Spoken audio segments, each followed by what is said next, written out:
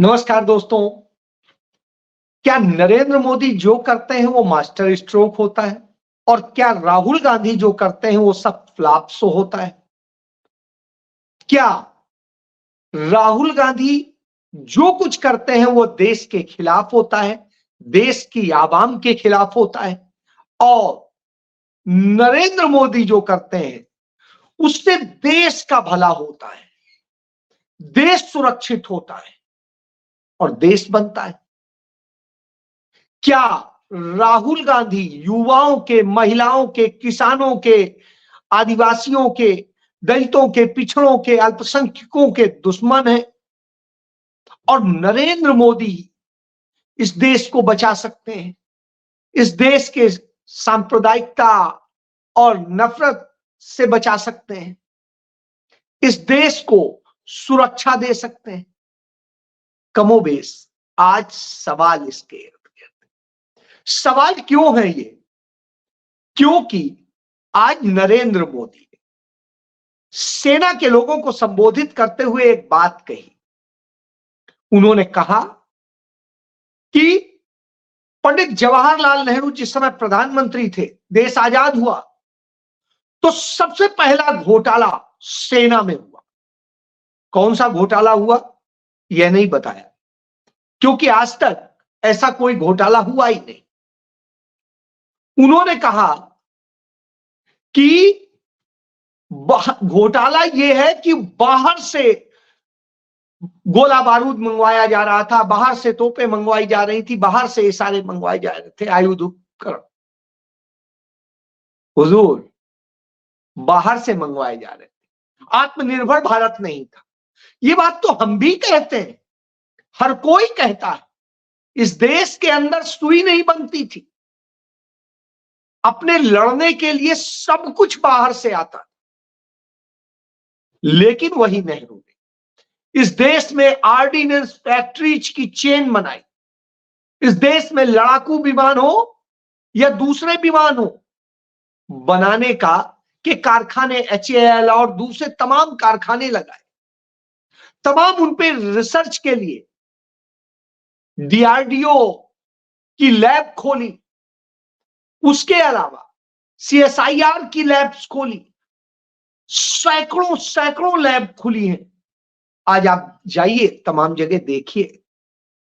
और अनुसंधान के लिए चाहे दवा का रिसर्च हो, चाहे रिसर्च हो विष का, चाहे रिसर्च हो किसी और चीज का, हर चीज के, एग्रीकल्चर में रिसर्च हो, इलायची की रिसर्च हो, गन्ने की रिसर्च हो, दूसरे और चमड़े की रिसर्च हो, किसी भी चीज की, उसके लिए इंस्टीट्यूट्स बनाए, IIT IIM बनाए, जिससे आत्मनिर्भर बने कि जो हम बाहर के वैज्ञानिकों पे निर्भर हैं, हमारे यहां के वैज्ञानिक हो।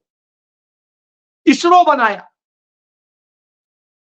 परमाणु रिसर्च का, न्यूक्लियर रिसर्च का सेंटर बनाया, और वो सब बना के खड़ा किया जिसके बूते हम आज आत्मनिर्भरता की तरफ बढ़े थे।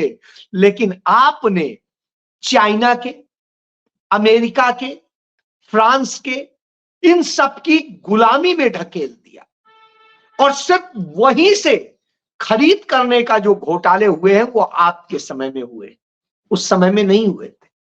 और जो एक आरोप लगा था सबसे पहला, वो राजीव गांधी सरकार पर लगा था, बोफोर्स तोप के घोटाले का, और कहा गया था सब स्टैंडर्ड तोप लाए हैं।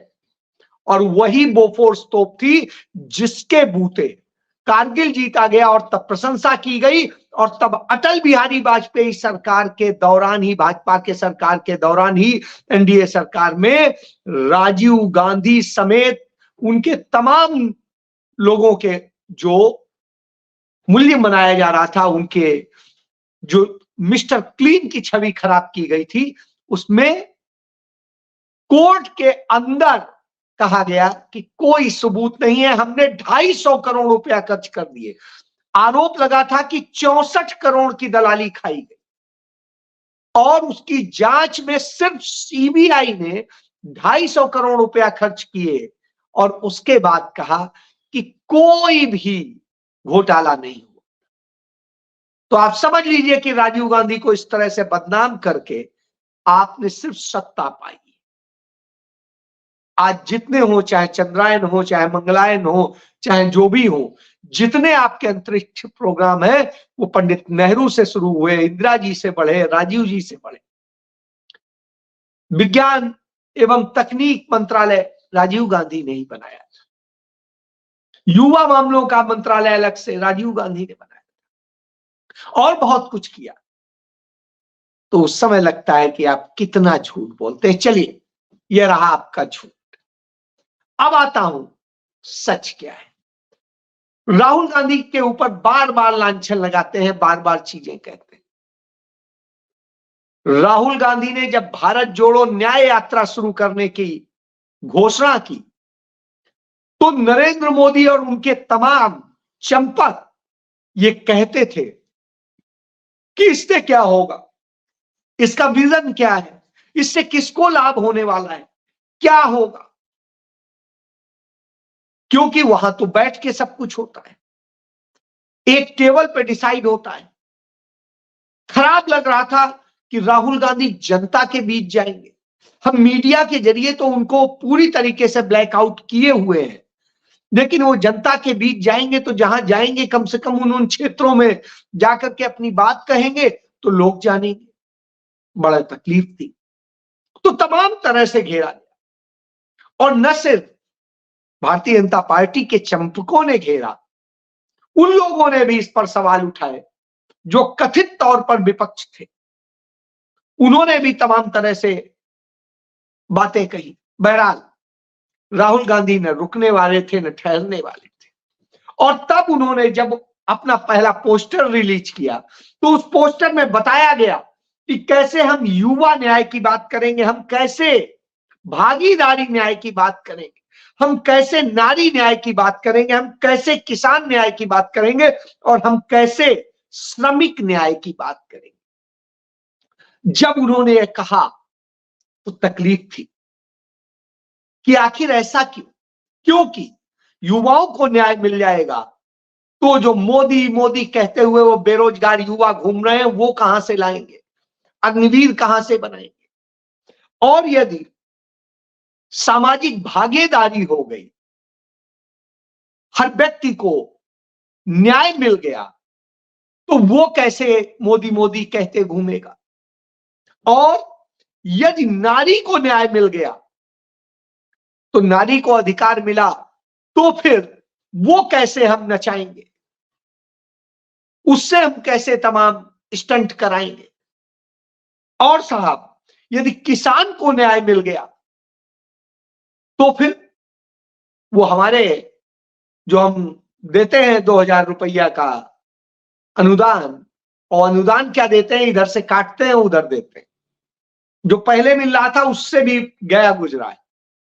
पहले यूरिया में क्या था, कितने किलो आती थी, कितनी थी, वजन घट गया, वो हो गया, रेट को कहा रिड्यूस किया, दूसरी तरफ उधर कारपोरेट कंपनियों को जा रहा है। और वो यूरिया बन के कहां से आ रही, चाइना से। तो चाइना से बन के आ रही है और हिंदुस्तान बना के आत्मनिर्भर भारत की बात कर। इसके बाद में श्रमिक न्याय की, जब श्रमिकों को न्याय देने की बात होती है तो तकलीफ होती है। इन्हीं सारे विषयों पर राहुल गांधी ने केंद्रित किया और इसी को लेकर के उन्होंने 3 बातें कही कि आज मुद्दा देश के अंदर कुछ और नहीं। सबसे बड़ा मुद्दा है महंगाई का मुद्दा, दूसरा है बेरोजगारी का मुद्दा, और तीसरा है सामाजिक भागीदारी का मुद्दा। जिस तरीके से समाज को बांटा जा रहा है, कहीं जात के आधार पे, कहीं धर्म के आधार पे, कहीं पर किसी और आधार पर, और बांट करके उनमें नफरत फैला करके जो किया जाता है उससे सब कुछ। तो भारतीय जनता पार्टी और आरएसएस नफरत फैलाने का खेल करते हैं। तो राहुल गांधी ने इसको बड़े बेहतर तरीके से पहचाना। यदि आप याद करिए, 1942 मई 1942 की बात है, पुणे में अधिवेशन चल रहा था आरएसएस का प्रशिक्षण शिविर। उस प्रशिक्षण शिविर में एमएस गोवालकर, जो इनके सेकेंड सरसंघ चालक थे, उन्होंने किस तरीके से कहा था, हमें मुस्लिम नहीं, इनको पूरी तरीके से खत्म कर देना है। सोचिए, यह सोच थी 1942 की बात कर रहा, तब खत्म करने की बात करते थे कि इन्हें जड़ से खत्म करना, उस दिशा में। और ये धीरे धीरे कैसे, चूंकि अंग्रेजों के गुलामियत करते थे, इसलिए ईसाइयों पे तब नहीं बोलते थे, बाद में आजादी के बाद में ईसाइयों पे भी बोलने लगे, उसके बाद सिखों पे बोले। सिखों को खालिस्तानी इन्होंने बनाया, किसी और ने नहीं, यही कहते थे। तो इस तरीके से है जो इनको, तो राहुल गांधी इसीलिए कहते हैं कि ये सबसे बड़ी बात कि मोहब्बत की दुकान खोलेंगे। उन्होंने पहली ही भारत जोड़ो यात्रा में यही उद्देश्य रखा कि नफरत छोड़ो, मोहब्बत करो, और मोहब्बत की दुकान खोलने की बात करते। तो इसीलिए करते क्योंकि इस नफरत से इस देश को टुकड़े टुकड़े किया गया है, और हम ये देख रहे हैं, मणिपुर आपके सामने उदाहरण मौजूद है। उसके अलावा देश भर के अंदर तमाम नूह में आपने देखा, दूसरी और जगह आप देखते हैं, तो लगातार ये होते हैं। और इसी तरीके से तो राहुल गांधी उसको लेकर के बताते हैं कैसे आपका ध्यान भटकाया जाता है और किस तरीके से किया जाता है, नफरत फैला के आपको उसमें आपके मुद्दों से भटका दिया जाता है और आप भटक जाते हैं, क्योंकि वास्तव में आप मूर्ख हैं, अपने दिमाग से सोचते नहीं। व्हाट्सएप यूनिवर्सिटी चलते हैं तो यही होगा। तो उसका नतीजा है, देखिए आप, इस देश की बेरोजगारी की यह हालत है हर चीज की, कि भारतीय जनता पार्टी के नेता का पुत्र किस तरीके से यूक्रेन और रशिया का युद्ध चल रहा था, उस दौरान युवाओं को कि हाँ तुम्हें वहां रोजगार भी मिलेगा, वहीं आगे पढ़ाई भी करना, हम तुम्हें रशिया भेजते, और उसने रशिया भेज दिया सैकड़ों युवाओं को।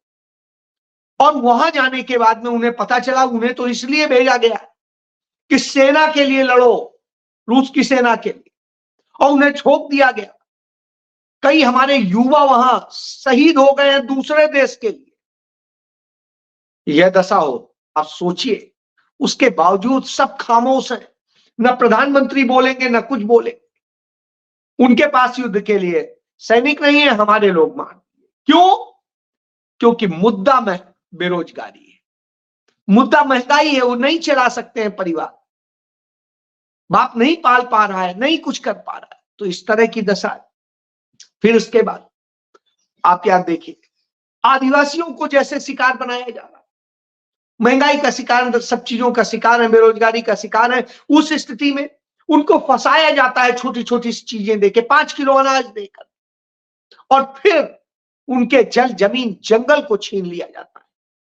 जब यह छीन लिया जाता है तो निश्चित रूप से सवाल उठता है। तो राहुल गांधी ने इसीलिए उस वर्ग को जिसको अछूता छोड़ देते हैं आप, उसके लिए बात करी। उन्होंने 6 संकल्प लिए कि सुशासन देंगे, जिसमें वना अधिकार जो बनाया गया था, पेशा कानून, वो कानून हम आपको फिर से देंगे, FRA का जो पूरा था वह भी देंगे, और इसके बाद सुधार करेंगे। मोदी सरकार ने जिस तरीके से वन संरक्षण और भूमि अधिग्रहण का पूरा लोप कर दिया है, उससे दोबारा लेके आएंगे और उससे फिर से सही करेंगे, आपके हक देंगे, और सुरक्षा आपको सुनिश्चित करेंगे। सुरक्षा के लिए आदिवासी इलाकों में को अनुसूचित क्षेत्र का दर्जा देंगे, जिससे उस इलाके को कभी कोई और ग्रैप ना कर सके। और इसके बाद स्वशासन देंगे। यह नहीं है कि वहां आके हम शासन करने लगे, वहां पर आपको ही देंगे, वो पेशा कानून के तहत उसका अधिकार आपको देंगे। और उस अधिकार के साथ साथ आपको किस तरीके से जो MSP का लाभ हम किसानों को देने की बात कर रहे हैं, उसका लाभ वन उपज पर आपको भी देंगे, और आपके लिए भी MSP स्थापित करेंगे। इसके अलावा सब प्लान बनाएंगे। बजट में आदिवासियों के लिए स्पेशल एक उप प्रावधान किया जाएगा, जिसमें किस तरीके से आपको लाभ दिया जाए उसके लिए किया जाएगा। SC ST का जो आपका अधिकार है, उस अधिकार के तहत सुरक्षा दी जाए, तो इसके लिए काम करेंगे। तो यह सोच होती है, और इस सोच पर राहुल गांधी का, वो युवाओं से चर्चा करते हैं, उनके दर्द को समझते हैं, और कहते हैं कि 25 साल से कम उम्र की युवा आबादी जो है वो हिंदुस्तान में सबसे ज्यादा है। उसको कैसे अधिकार दिए जाए, कैसे उसके भविष्य को सुरक्षित किया जाए, यह जरूरी है और इसके लिए हम काम करेंगे। और इसके लिए उन्होंने युवा न्याय की बात की, पहली नौकरी पक्की, यानी उसमें आपको 1 लाख रुपए सालाना की एक नौकरी ग्रेजुएट होते, डिप्लोमा होते मिल जाएगी, जिसका आपको लाभ मिलेगा। युवा न्याय कि जो लड़के आज तमाम जगह डिलीवरी बॉय का काम कर रहे हैं, उनकी कोई सुरक्षा का नहीं, जा रहे होते हैं, बाइक से अचानक एक्सीडेंट होता है, डेथ हो जाती है या घायल हो जाते हैं, गंभीर रूप से विकलांग हो जाते हैं, कुछ कोई लाभ नहीं। उनको सामाजिक सुरक्षा देंगे कि उनको ये ना हो, और उनके लिए पेंशन की व्यवस्था करेंगे कि कम से कम एक वो मिल सके कि जिससे वो जिंदगी में कभी असहाय न महसूस करे। फिर युवा रोशनी 5,000 करोड़ रुपए का हर जिले में बनाया जाएगा, जिससे हर युवा अपने रोजगार के लिए काम कर सके। और उस पर इसके अलावा भर्ती भरोसा, जो अभी भर्तियों में पेपर लीक हो जाता है, कहीं कुछ हो जाता है, कहीं कुछ हो जाता है, नरेंद्र मोदी कहते थे आज तक किया कुछ नहीं, लेकिन राहुल गांधी ने इसके लिए बाकायदे कानूनी प्रावधान बनाने की बात करी और इसके साथ साथ उसमें पूरी प्रक्रिया होगी, इस डेट को ये होगा, ये होगा, ये होगा, फर्स्ट डे तय हो जाएगा। यह नहीं होगा कि आप इंतजार कर रहे हैं अब अपॉइंटमेंट लेटर आएगा, साहेब प्रोग्राम करेंगे उसमें बांटा जाएगा। कांग्रेस के समय में कभी भी अपॉइंटमेंट लेटर बांटे नहीं जाते थे, चाहे अपने माता पिता बड़ों से पूछिएगा जो उस दौर में हुए। आपके यहां डाकिया आता था, वो पकड़ा जाता था, ये ड्रामे नहीं होते थे। इन ड्रामों में जो लाखों करोड़ रुपया खर्च हो रहा है वह नहीं होता था, आज वो होता है। हमने देखा जब कुछ किसानों के कुछ यूपी में लोन माफ किए गए थे, तो एटा में 1 का 2 रुपया का लोन माफ किया गया था और उसके लिए सोचिए आप कार्यक्रम था और उस पर खर्चा कितना था, ये समझ लीजिए वो सर्टिफिकेट में और उसमें पूरे में वो आप औसत लगा लीजिए, तो ये स्थिति है। तो पेपर लीक से आपको मुक्ति दिलाई जाए और विधान पूरा तय हो, इसके लिए काम करेंगे। उन्होंने लड़कियों महिलाओं को लेकर के जो बात कही थी, महिला न्याय की बात, उसमें आधी आबादी को पूरा हक मिले, इसके लिए उसे आधा यानी 50% रिजर्वेशन केंद्र सरकार की नौकरियों में दिया जाए। सावित्रीबाई फूले छात्रावास डबल किए जाएं, बनाए जाएं, जिससे कि जो लड़कियां बाहर नौकरी करने जाती हैं और करने जाती हैं, उन्हें रहने की एक सुरक्षित जगह सरकारी मिल सके, इसके लिए किया जाए। इसके बाद मैंने यहां देखा चंडीगढ़ में एक वर्किंग वुमेन हॉस्टल है, पंडित नेहरू ने उसकी शुरुआत की थी और उसके बाद में इंदिरा जी ने उसका उद्घाटन किया था। और उद्घाटन करने कोई आई नहीं थी, ये कह दीजिए कि पैसा खर्च करें, उन्होंने अपने यहीं के सांसद के ही थ्रू कराया था, लेकिन श्रीमती गांधी ने उसको उस तरीके से बनाने का काम किया। जब वो आई तो उसका निरीक्षण किया और फिर उसके बाद में उस तरह के और बनाने की बात की। तो यह स्थिति होती। इसके बाद में महालक्ष्मी योजना, जिसमें गरीब परिवार में महिला को 1 लाख रुपए प्रति वर्ष देने की व्यवस्था की जाए, यह स्थिति। अधिकार मैत्री, इसके लिए एक ऐसी महिला को नियुक्त किया जाए जो कानूनी और समझ रखती हो और वो महिलाओं के बीच जाए और उनके कानूनी अधिकार दिलाने के लिए उनको सजग करे और मदद करे। इसके बाद में आशा, आंगनवाड़ी, एमडीएफ वर्कर्स को उनका जो मानदेय होता है, उस मानदेय को बढ़ाने के लिए केंद्र सरकार डबल योगदान दे, तो यह होता है। तो राहुल गांधी की यह गारंटियां होती हैं। इसलिए जिस तरीके से वो कहते हैं, जिस तरीके से वो बताते हैं कि अरबपतियों का 16 लाख करोड़ माफ कर देंगे, इस देश का मीडिया जो पूंजीपति चलाते हैं उनके हाथ में जिस तरीके से, तो उससे मुक्ति दिलाने के लिए हम दूसरे छोटे लोगों को मदद करेंगे और आप खड़े होइए, आप खुद मीडिया बनिए। यह राहुल गांधी की सोच है, लेकिन साहब वो पसंद नहीं आई। नरेंद्र मोदी पंडित नेहरू के बिना शायद जीवित नहीं रह सकते, तो उनपे आरोप लगाते हैं, लेकिन पंडित नेहरू के समय में तो 1 इंच जमीन कोई भी देश नहीं ले सका था, उल्टा हमने ली तमाम जगह की। लेकिन नरेंद्र मोदी के वक्त में चाइना ने हमारी हजारों वर्ग किलोमीटर जमीन पे कब्जा कर लिया है। और इस बात को मैं नहीं, डॉक्टर सोनम वांगचुक खुद बताते हैं जो लद्दाख में है। और आज वो सोचिए -15-16 डिग्री टेम्परेचर में अपने साथियों के साथ अनशन कर रहे हैं। 8 दिन बीत चुके। कल्पना करिए इस देश की क्या दशा कर। देश को बचाने का संघर्ष चीन की सीमा पर किया जा रहा है, अनशन करके किया जा रहा है, लेकिन कोई देखने और सुनने वाला नहीं, क्योंकि बादशाह अपने झूठ में मस्त है और वो झूठ परोस रहा है और मूर्ख उस झूठ को स्वीकार कर रहे हैं। लेकिन आपको सच और झूठ पहचानना होगा। जय